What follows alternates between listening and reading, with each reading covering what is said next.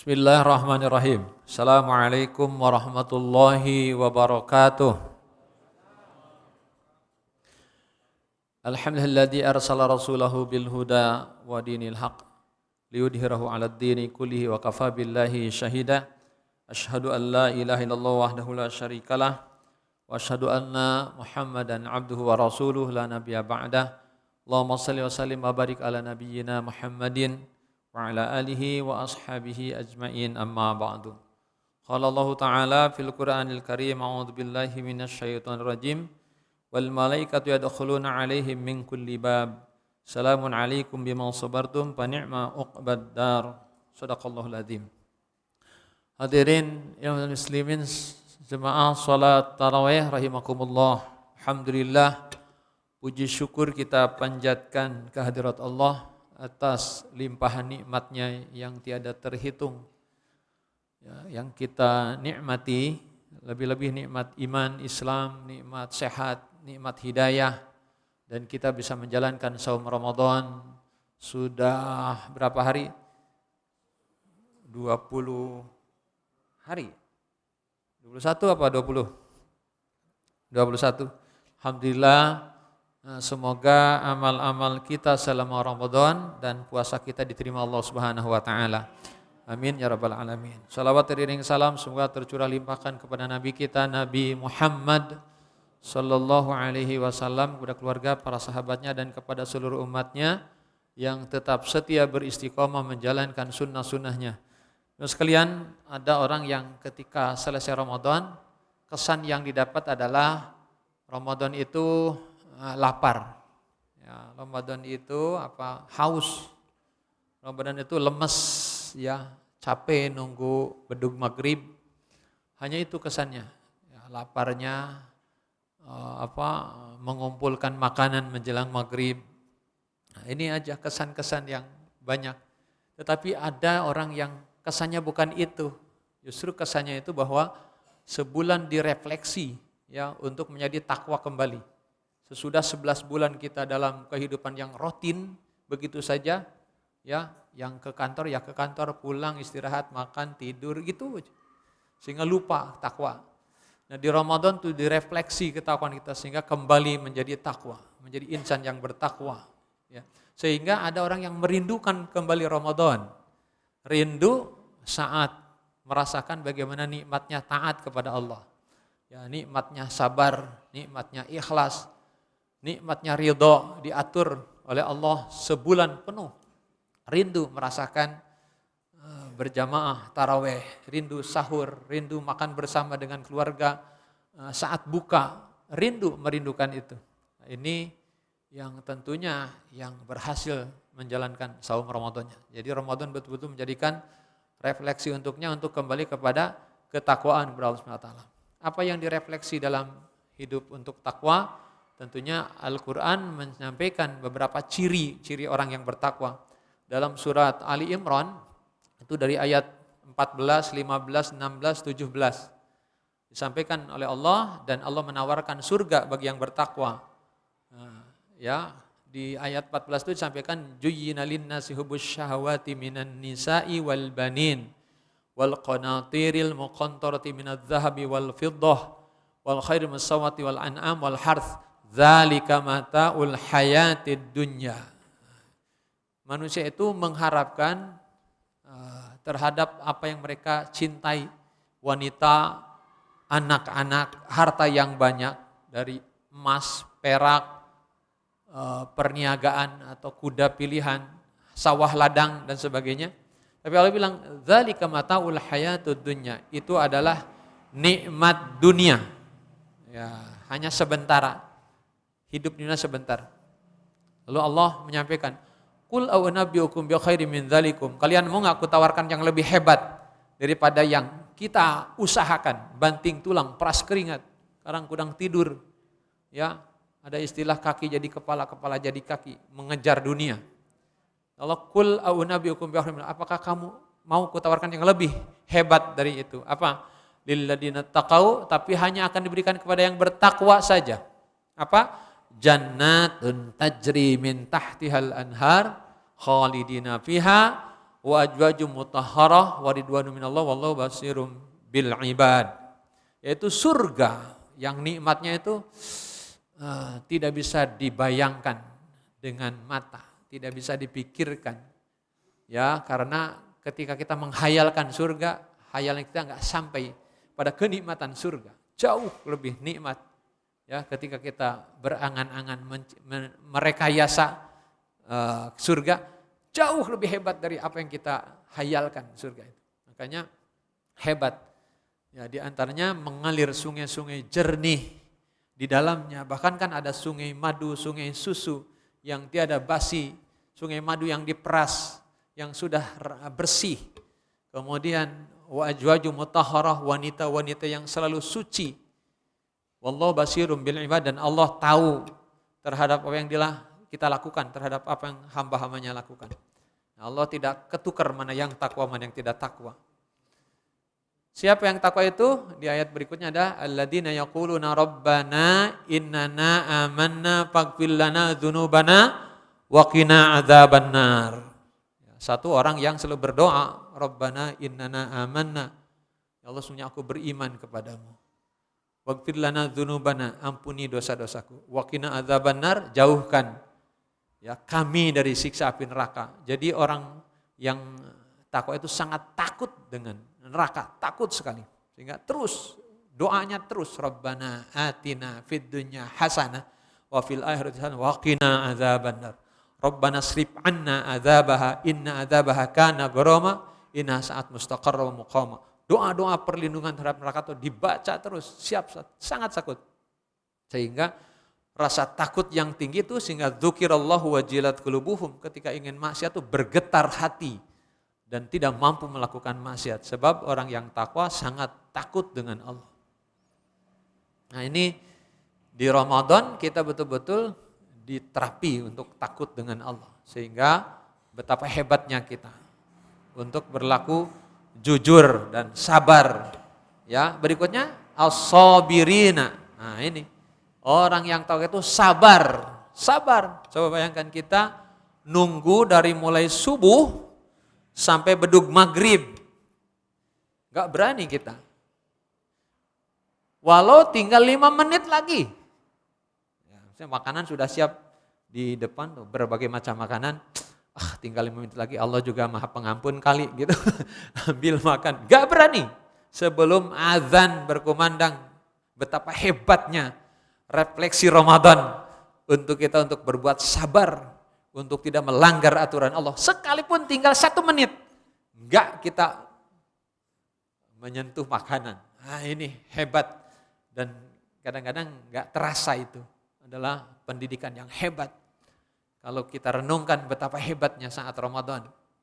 Kita lapar, walaupun sudah sangat haus, tinggal 1 menit lagi, enggak berani. Tetap enggak berani. Kita tunggu sampai bedug. Ini hebatnya sabar di Ramadan. Ada kisah ini tentang Ali bin Abi Thalib. Suatu saat Ali bin Abi Thalib mau sholat. Nah, kemudian beliau mengendarai kuda. Nah, ketika mau sholat dia cari-cari barangkali ada orang yang bisa dititipin kudanya. Ternyata ada anak muda lewat. Anak muda sini. Nah, tolong jagain kudaku selama aku sholat ya. Oh iya, Sayyidina Ali sholat. Nah, lagi Sayyidina Ali sholat nih anak muda melihat ternyata tali kekang kudanya itu bagus sekali. Kalau dijual tuh mahal. Nah, dia ambil itu tali kekang kuda dan dia kabur.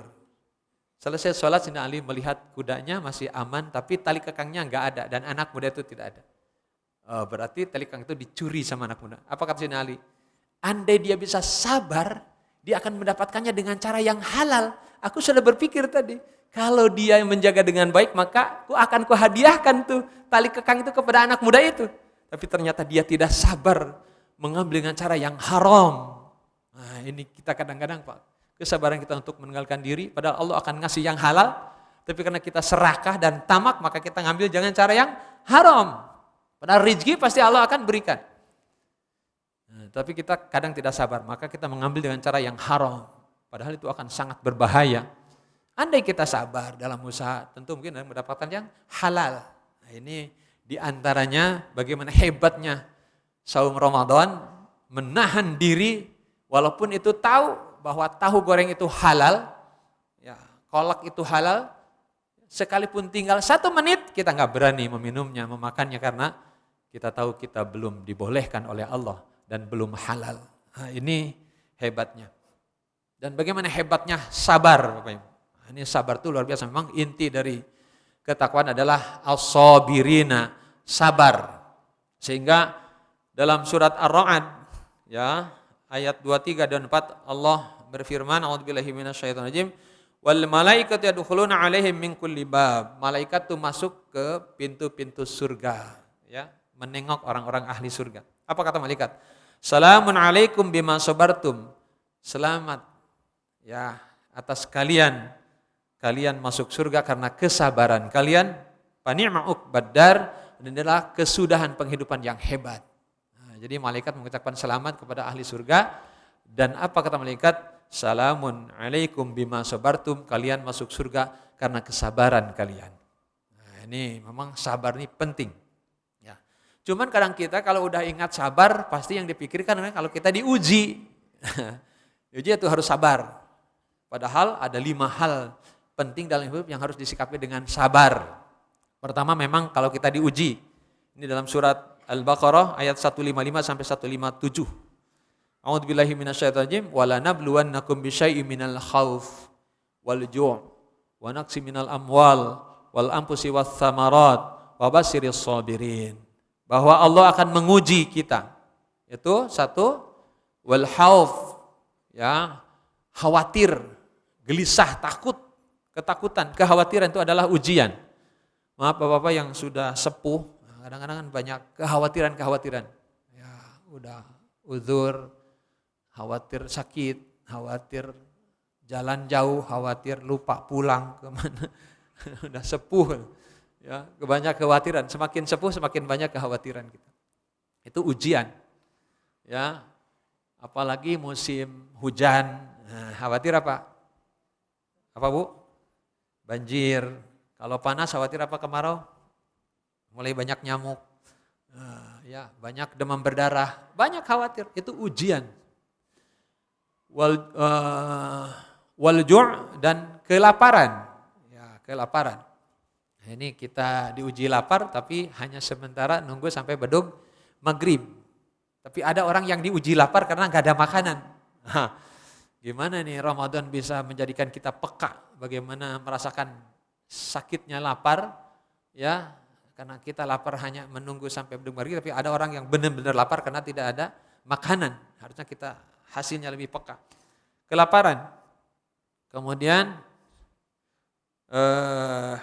wa naqsi minal amwal, kekurangan harta. Mungkin kekurangan harta tidak, tapi harta kita nggak bisa dimakan. Seperti kita punya peternakan sapi, tapi nggak boleh makan daging karena kolesterol. Kita punya sawah banyak, tapi karena penyakit gula nggak boleh banyak makan nasi. Nah, ya. Kita punya kebun sayuran, tapi asam urat, nggak juga boleh kita makan banyak sayuran. Nah, ini juga termasuk ujian kelaparan atau kekurangan tentang makanan, ya, dan kekurangan harta benda. Kekurangan harta, nah, banyak kemarin yang waktu moneter, banyak juga yang pabrik pada gulung tikar karena memang diuji oleh Allah. Kemudian dan kekurangan diri, ya, baik yang kita cintai atau diri kita sendiri mulai banyak sakit. Nah, ini wabasyiris sabirin, perintahnya Allah beserta orang-orang yang sabar atau beri kabar gembira bagi orang yang sabar, yaitu alladzina idza asabathum musibah qalu inna lillahi wa inna ilaihi raji'un. Sabar ketika diuji. Apapun kita harus sabar. Enggak ada untungnya kalau diuji enggak sabar, yang ada tambah rugi. Yang kedua adalah sabar ketika dalam menghadapi nafsu, mengendalikan nafsu, ya. Dalam surat Asy-Syams, surat 91 ayat 8 dan sampai 10 Allah berfirman, a'udzubillahi minasyaitonir rajim, fa alhamaha fujuraha wa taqwaha qad aflaha man zakkaha wa qad khaba man dassaha. Telah diilhamkan kepada kita baik dan buruk. Jadi sudah ada pada kita naluri tahu tentang baik dan buruk. Qad aflaha man zakkaha, sungguh beruntung orang yang mensucikan hati. Jadi bisa mengendalikan nafsunya untuk memilih jalan kebaikan. Wa qad khaba man dasa, sungguh celaka orang yang tidak sanggup mengendalikan nafsunya sehingga mengkotori dirinya dengan dosa-dosa. Nah, ini semoga Ramadan ini sangat mampu kita mengendalikan diri. Betapa hebatnya Allah melatih kita untuk mengendalikan diri yang halal. Walaupun yang halal di siang hari kita mampu mengendalikan untuk tidak menyentuhnya karena kita tahu diharamkan oleh Allah selama sebulan Ramadan. Nah, ini harusnya sesudah Ramadan kita sudah bisa mengendalikan diri untuk tidak menyentuh yang haram.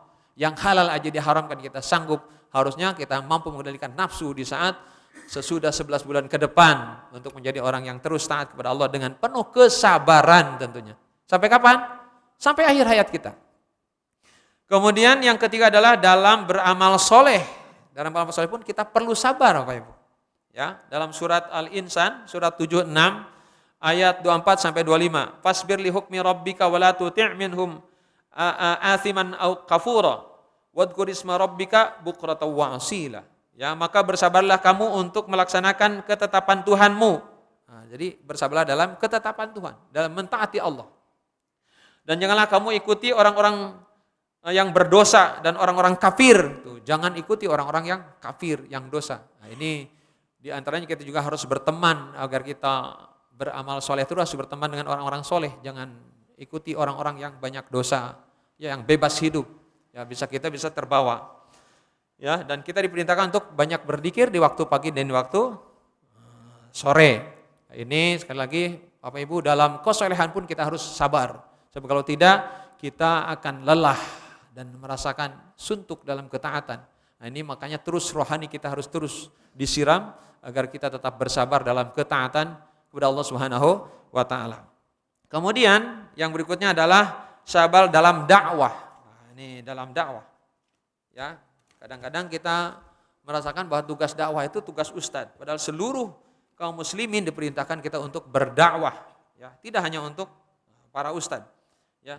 Di dalam surat Luqman, surat 31 ayat 17. Allah berfirman, a'udzubillahi minasyaitonirrajim, ya bunayya aqimus shalah wa'mur bil ma'ruf wanha 'anil munkar wasbir 'ala ma asabak. Wahai anakku, dirikan salat. Lalu seru orang-orang untuk berbuat baik. Cegahlah orang untuk berbuat mungkar. Bapak Ibu merasakan enggak punya kewajiban itu? Menyeru kebaikan, mencegah kemungkaran. Ada enggak merasakan bahwa saya itu wajib melakukan itu? Ada enggak? Kadang-kadang lupa Pak. Padahal wajib kita mengajak orang berbuat baik semampu kita. Ya, semampu. Ketika kamu enggak mau dakwah, saya kan bukan ustaz. Kok orang di sekitarmu tuh dibiarkan aja begitu? Saya bukan ustaz. Nah, padahal kewajiban untuk seluruh umat Islam, ya, ta'muruna bil ma'ruf wa tanhauna 'anil munkar, mengajak kepada yang ma'ruf, mencegah kepada yang mungkar, bukan tugas ustaz saja. Nah, cuman wasbir 'ala ma asabak, maka bersabarlah ketika kita berdakwah, apalagi kita berdakwah menghadapi anak-anak kita sendiri. Nah, ngajak anak sholat, ngajak anak ke masjid, harus sabar terus, jangan putus asa. Nah, ya, kita bangga lihat anak-anak orang di sini, cucu-cucu orang bisa tampil membaca ayat Al-Quran, berpidato. Lalu mana anak kita? Di mana cucu kita? Apakah disekolahkan? Apakah belajar ngaji? Apakah dibiarkan saja main HP di rumah? Ya, apakah sholat taraweh? Apakah sholat isya? Nah, ini harusnya menjadi renungan bagi kita. Sebab generasi kita adalah tanggung jawab kita. Ku anfusakum wa ahlikum naro. Jagalah dirimu dan keluargamu dari api neraka. Nah, ya, jadi menjaga anak-anak, kita harus sabar bagaimana memerintahkan mereka sholat, mendidik mereka mengenalkan Allah sebagai Tuhannya.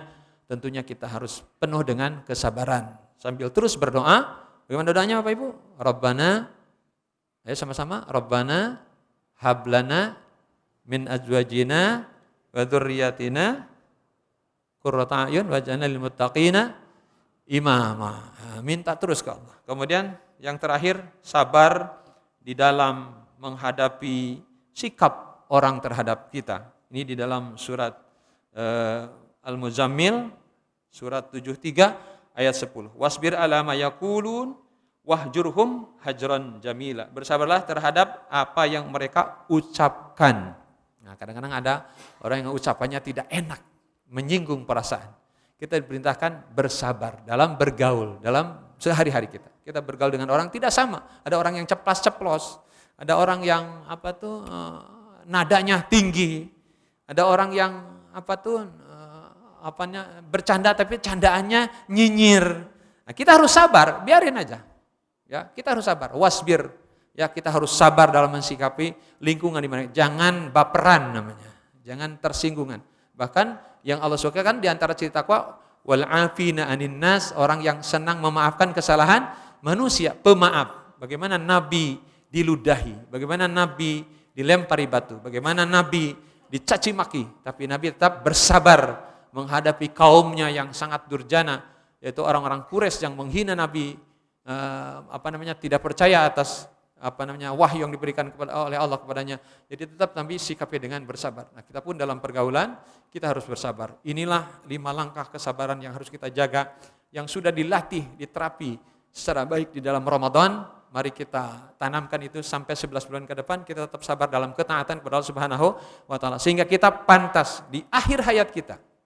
Nah, saat orang lain panik mensikapi sakaratul maut, kita dihibur oleh malaikat Allah karena kesabaran kita dalam ketakwaan. Dalam surat Fussilat ayat 30 Allah berfirman, innal ladzina qalu rabbunallah tsumma istaqamu tatanazzalu alaihimul malaikatu alla takhafu wa la tahzanu wa absyiru bil jannati allati kuntum tu'adun. Sesungguhnya orang-orang yang mengatakan Tuhanku adalah Allah, ya, lalu beristiqomah dalam ketakwaan kepada Allah hingga akhir hayatnya dalam keikhlasan taat kepada Allah, maka tatanazzalu alaihimul malaika, Allah turunkan malaikat-malaikatnya saat kita sakarat maut. Lalu apa kata malaikat? Alla takhafu wa la tahzanu, jangan takut, jangan sedih. Wa absyiru bil jannati allati kuntum tu'adun, sebentar lagi kamu akan mendapatkan surga yang telah dijanjikan Allah. Betapa bahagianya. Semoga puasa Ramadan tahun ini menjadi yang terbaik buat kita. Di akhir Ramadan semoga kita semakin semangat untuk beribadah kepada Allah, dan semoga Ramadan, amal-amal ibadah kita di Ramadan menghantarkan pada ketakwaan yang kita bisa jaga sampai akhir hayat kita, dan kita mohon kepada Allah semoga kita diwafatkan dalam keadaan husnul khatimah. Subhanakallahumma wa bihamdika asyhadu an la ilaha illa anta astaghfiruka wa atubu ilaik. Assalamualaikum warahmatullahi wabarakatuh.